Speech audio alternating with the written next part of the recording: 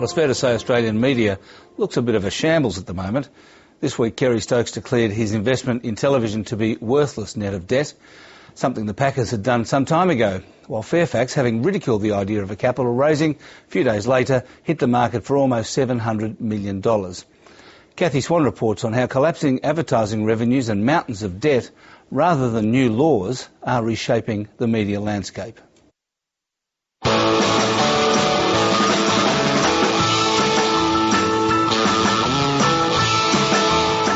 2 years ago, traditional media businesses were hot property.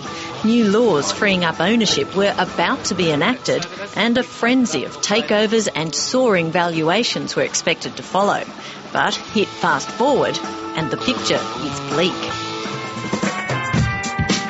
Media competition has been in the online platforms, where all the classifieds have now leashed out into the online new players, and that's critical. So to the extent that we've gained revenue and real estate sites have gained revenue and car sites have gained revenue, obviously that's all come from print. The loss of advertising revenue away from the classified sections and being lost over to the internet is dramatic. Media industry analyst Peter Cox says newspapers are looking at a complete restructuring. Do we even go with the printed copy? I mean, in America at the moment, they're closing down newspapers. They're transferring them onto the internet. These are very crucial times, particularly for the newspaper industry. Television will be next. Online is the second largest, probably, medium now, behind TV, but surpassed outdoor and magazines, newspapers and radio. I think we'll probably see taking more money from TV in the future as the growth of video and broadband.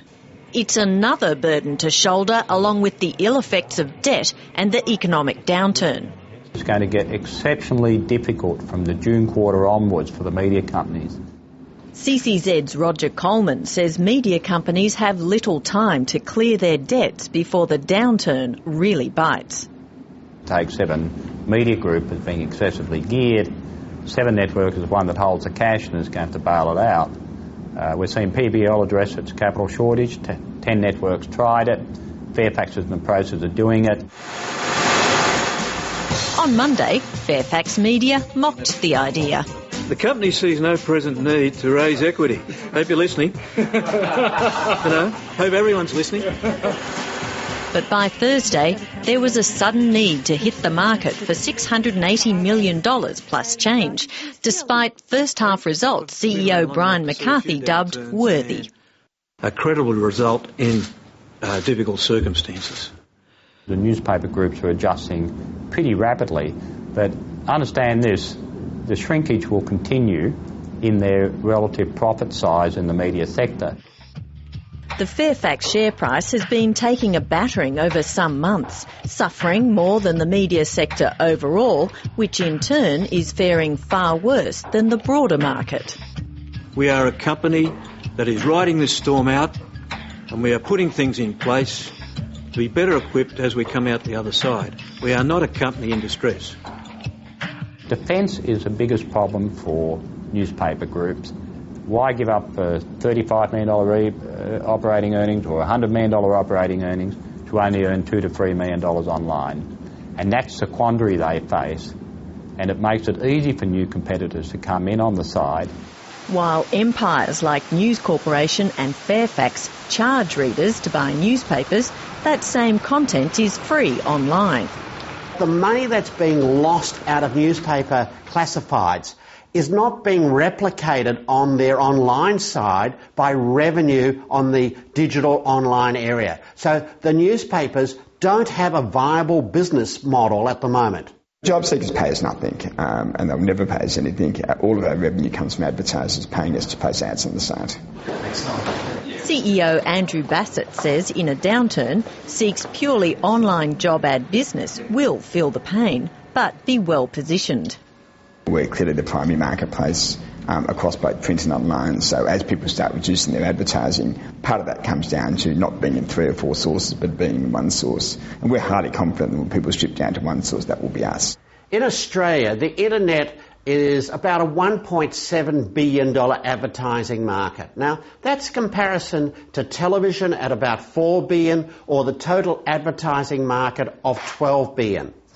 There's a disproportionate number of people going to the web. Their consumption is much higher than what the ad spend is, and I think that's where the real pressure will come. As all the eyeballs are, as we call it, are online, so the advertiser dollars will follow.